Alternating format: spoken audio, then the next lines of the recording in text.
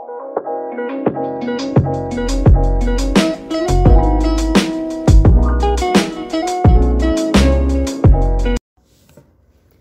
assalamualaikum warahmatullahi wabarakatuh. Perkenalkan, nama saya Verina Batari Saujana. Saya mahasiswi dari Universitas Trunojoyo Madura, program studi agribisnis angkatan 2018 NIM 90. Dalam video ini saya akan menjelaskan tentang apa saja yang terkait dengan komoditas padi. Berikut videonya. Baik, saya akan memulai pembahasan tentang komoditas padi.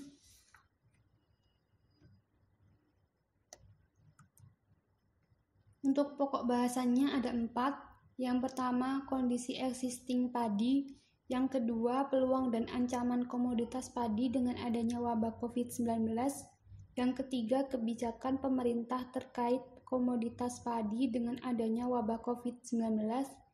Yang keempat, pendapat dan strategi yang harus dilakukan pemerintah terhadap isu komoditas padi terkait adanya wabah COVID-19. Untuk yang pertama, kondisi existing. Untuk kondisi existing ini, saya mendapatkan data dari Badan Pusat Statistik. Terdapat 2 tabel di sini. Yang pertama ada data luas panen, produktivitas, dan produksi.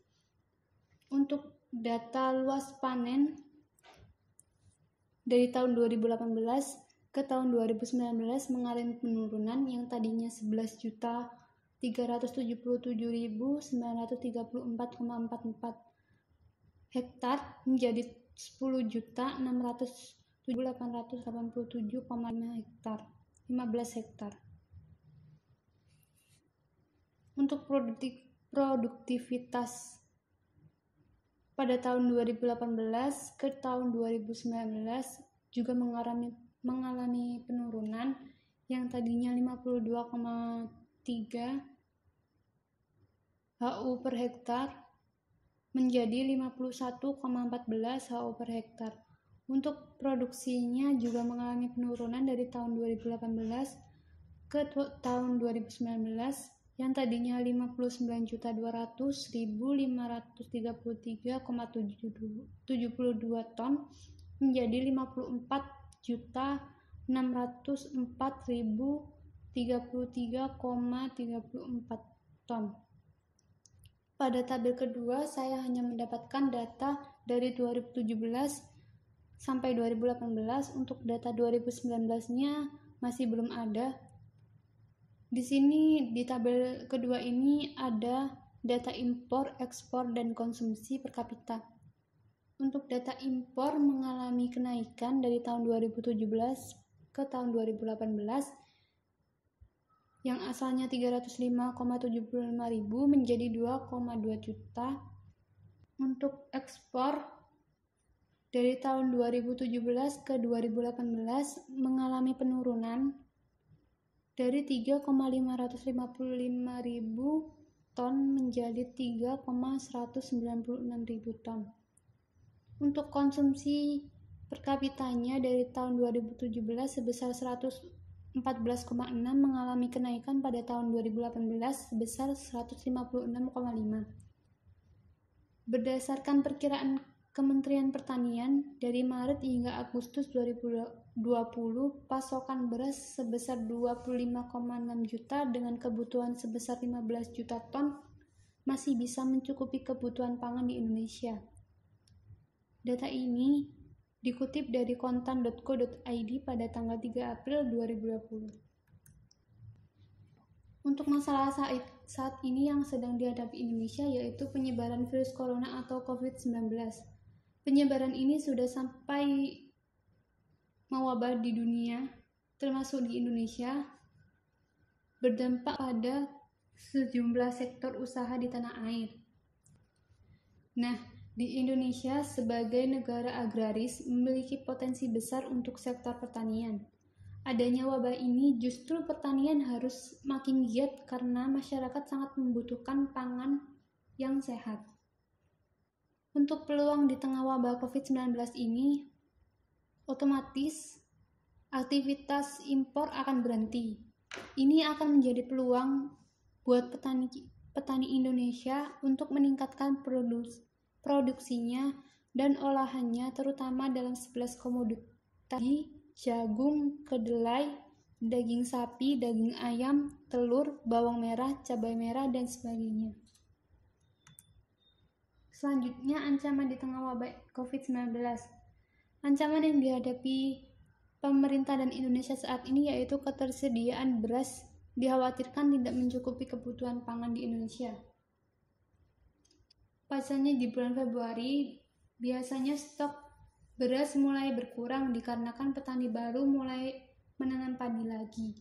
Maka dari itu, stok beras harus dipastikan aman sampai dengan bulan Februari tahun 2021. Karena tidak adanya impor, maka ini sangat mengkhawatirkan bagi ketersediaan pangan di Indonesia ini. Yang selanjutnya, kebijakan pemerintah. Untuk yang pertama, untuk meredam melonjaknya harga pangan, pemerintah memetakan secara akurat stok pangan nasional secara real time. Pemetaan stok dan harga pangan ini harus lebih intensif lagi sehingga dapat mendeteksi dini wilayah di mana saja yang beresiko terjadi rawan krisis pangan. Untuk yang kedua, perhatian khusus berupa penyiapan stok pangan terhadap wilayah yang menjadi epicentrum penyebaran COVID-19 yang berpotensi dilakukan penutupan wilayah tersebut atau lockdown terbatas.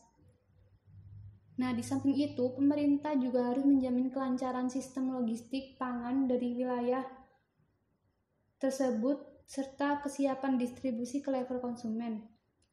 Ketersediaan pasokan pangan di tengah wabah COVID-19 semakin urgent karena sebulan lagi akan menghadapi bulan Ramadan yang dimana bulan tersebut biasanya untuk pasokan pangan masyarakat lebih membutuhkan banyak.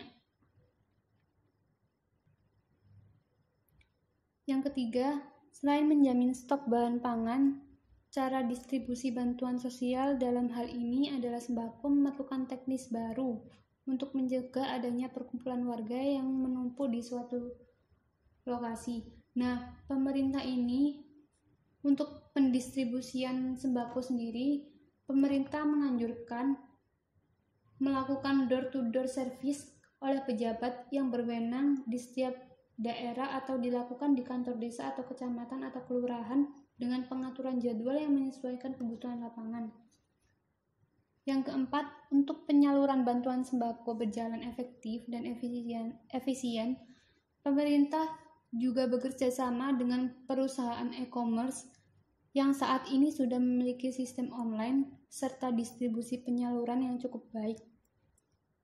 Ini sekaligus juga bisa mengurangi intensitas masyarakat untuk keluar rumah dan antri sembako.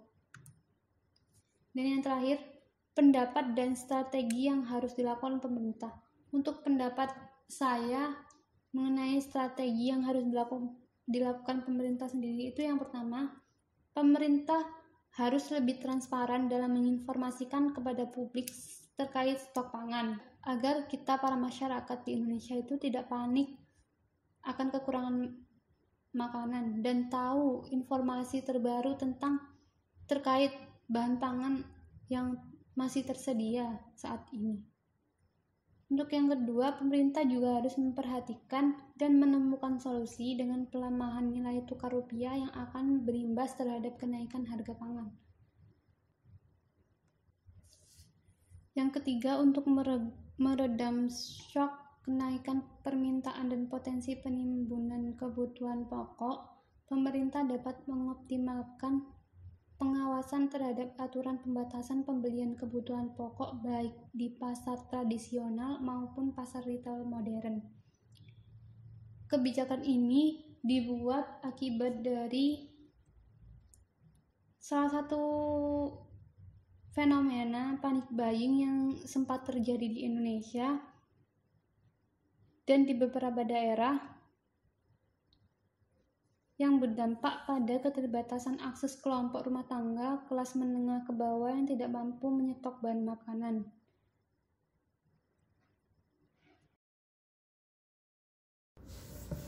Oke, mungkin itu saja yang bisa saya sampaikan. Semoga informasi ini bisa bermanfaat buat kalian. Dan jika ada kesalahan atau ada yang kurang, bisa langsung komen di video ini. Jangan lupa like, comment, subscribe, dan share kalau ini menurut kalian bermanfaat. Oke? Terima kasih. Dadah. Assalamualaikum warahmatullahi wabarakatuh.